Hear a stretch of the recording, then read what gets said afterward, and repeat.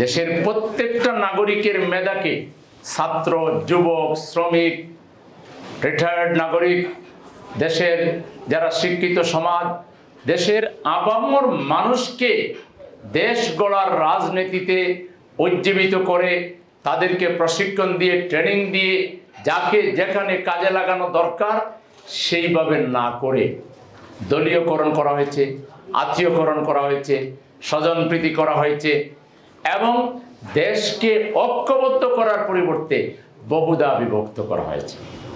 দেশের মধ্যে একটা অপরাজনীতি করা হয়েছে, পক্ষ বিপক্ষের রাজনীতি চালু করা হয়েছে। যারা ক্ষমতায় গিয়েছেন তারা দেশের মালিক হয়ে গিয়েছে, আর আমরা সবাই হয়ে গেছি প্রজা। রাজা আর প্রজার একটা ব্যাপার হয়ে দাঁড়িয়েছে। যারা দেশ শাসন করেছেন তারা মনে করেছেন তারা, তাদের দল হইল দেশের মালিক, আর আমরা সবাই হইলাম প্রজা, আমাদের আর কারো কোনো অধিকার নাই। ফলে এই জায়গায় একটা বড় ভুল করা হয়েছে। আরো বড় ভুল করা হয়েছে, দেশ শাসনের পদ্ধতি হিসাবে, আদর্শ হিসাবে বাড়াটিয়া আদর্শ দিয়ে, হায়ার করা আদর্শ দিয়ে আমাদেরকে শাসন করার চেষ্টা করা হয়েছে। আমরা মুসলমান, আমাদের নাম মুসলমান ডেকেছেন স্বয়ং আল্লাহ। আল্লাহকে ভয় করতে হবে, আখিরাতে জবাবদিহি করতে হবে।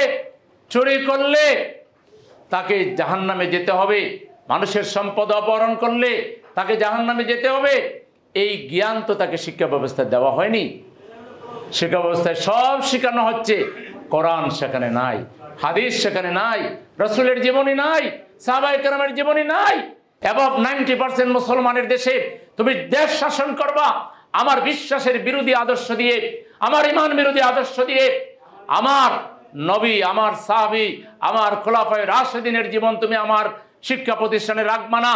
আর তুমি চরিত্রবান নাগরিক কোথায় পাবা? চরিত্রবান নেতা তুমি কোথায় পাবা? আমানতদার নেতা তুমি কোথায় পাবা? সেকুলারিজম এটা আমাদের আদর্শ না, প্রতিবাদ এটা আমাদের আদর্শ না, সোশ্যালিজম এটা আমাদের আদর্শ না, কমিউনিজম এটা আমাদের আদর্শ না। এরকম আরো যত মতবাদ আছে, মানব রচিত কোনো মতবাদ কোনো মুসলমানের আদর্শ নয়। মুসলমানের আদর্শের নাম হচ্ছে ইসলাম। মুসলমানের আদর্শের নাম কি? ইসলাম।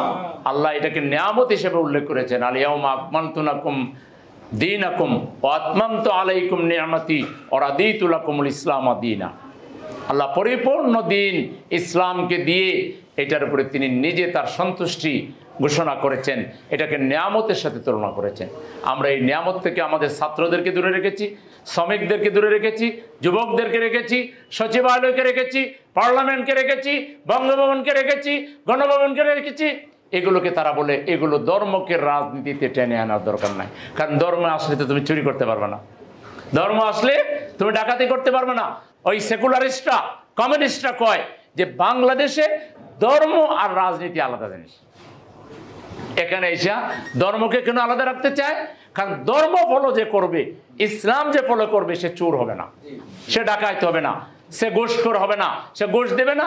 শুধু এটা খাইতে হইলে ধর্ম আলাদা থাকো, ধর্ম মসজিদে থাকো, মাদ্রাসায় থাকো, পার্লামেন্ট চালাইবো আমরা, সচিবালয় চালাবো আমরা, আমরা যা খুশি তাই জনগণের উপরে জুলুম করবো। ধর্ম আসলে জুলুম করা যাবে না। সেই জন্য ধর্ম আর রাজনীতি এখানে তারা আলাদা করতে চায়। জামাত ইসলামের বিরুদ্ধে তাদের এই জন্য সব আক্রোশ। জামাত শিক্ষা ব্যবস্থা চালায়, স্কুল আছে, কলেজ আছে, মাদ্রাসা আছে, ইউনিভার্সিটি আছে। বাংলাদেশের সবচেয়ে নাম করা মাদ্রাসা যদি বলেন সেটা জামাত প্রতিষ্ঠিত, সবচেয়ে নাম করা ইউনিভার্সিটি বলেন প্রাইভেট লেভেলে, সে জামাত প্রতিষ্ঠিত।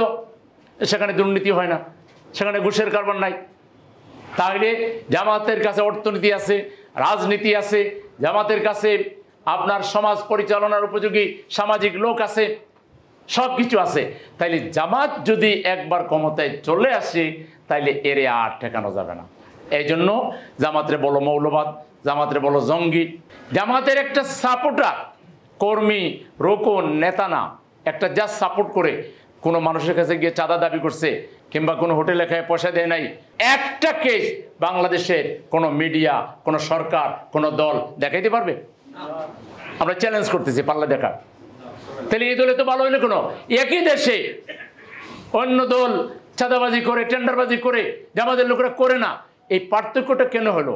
ওই যে আমরা কোরআনকে ফলো করি, আল্লাহকে ভয় করি, রাসূলকে অনুসরণ করি, সাহাবায়ে কেরামের জীবনকে অনুসরণ করি, তাকওয়া ভিত্তিক জীবনযাপন করি। আল্লাহর কাছে হিসাব দিতে হবে, এই বই নিয়ে আমরা কাজ করি।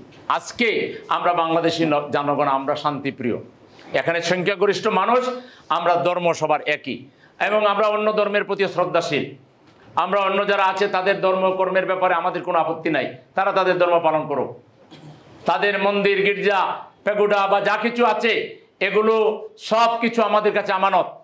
এগুলোর কোনো ধরনের কোনো ক্ষতি করা যাবে না। যার যার ধর্ম সে পালন করবে। আমরা মুসলমান, আমরা ইসলাম ধর্মকে ফলো করব, ঠিক আছে কিনা? এবং আমরা চাই বাংলাদেশের শিক্ষা ব্যবস্থা, অর্থনীতি, রাজনীতি, সমাজনীতি, পার্লামেন্ট, বিচার বিভাগ, বাংলাদেশের গড় থেকে রাষ্ট্র পর্যন্ত প্রত্যেকটা কাজে আল্লাহ এবং তার রাসূলের বিধানকে ফলো করা হবে।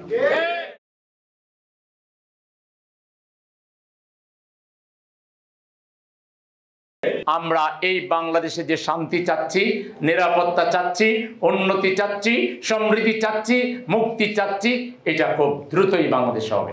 আমরা সিদ্ধান্ত নিয়েছি এই বাংলাদেশকে যতক্ষণ পর্যন্ত সব ধরনের ফিতনা থেকে, ফাসাদ থেকে, সব ধরনের অনাচার, দুরাচার, ব্যভিচার, অন্যায়, অপকর্ম থেকে আমরা মুক্ত করতে না পেরেছি, জামাত ইসলামীর লোকেরা অতীতেও আমরা সবচেয়ে বেশি অত্যাচারিত হয়েছি, নির্যাতনের শিকার হয়েছি, তারপরেও আমরা ভয়ে ভীত নই। আমরা আমাদের আল্লাহকে খুশি করতে চাই, আমরা বেহেশতে যেতে চাই। দুনিয়া আমাদের লক্ষ্য নয়। দুনিয়ায় আমাদের জাতির লোকদেরকে আমরা সত্যের সাক্ষ্য দিতে চাই, আমাদের জাতির লোকদেরকে আমরা কল্যাণ নিশ্চিত করতে চাই, আমাদের জাতির মধ্যে আমরা নিরাপত্তা নিশ্চিত করতে চাই। এর জন্য আমরা কাজ করে যাচ্ছি। আমরা জীবনের শেষ মুহূর্ত পর্যন্ত সংগ্রাম চালিয়ে যাব। আল্লাহর নির্দেশ তাই, কাতিলুহুম হাত্তা লা তাকুনা ফিতনাতান ওয়া ইয়াকুনা দ্বীনু কুল্লু লিল্লাহ। তোমরা ততক্ষণ পর্যন্ত লড়াই সংগ্রাম অব্যাহত রাখো যতক্ষণ পর্যন্ত জমিন থেকে ফিতনা নির্মূল হয়েছে আর দিন শুধু আল্লাহর জন্য নির্ধারিত হয়ে গেছে। আমরা সবাই কিন্তু দাঈ ইলাল্লাহ, আমাদের সবাইকে দাঈ ইলাল্লাহর দায়িত্ব পালন করতে হবে।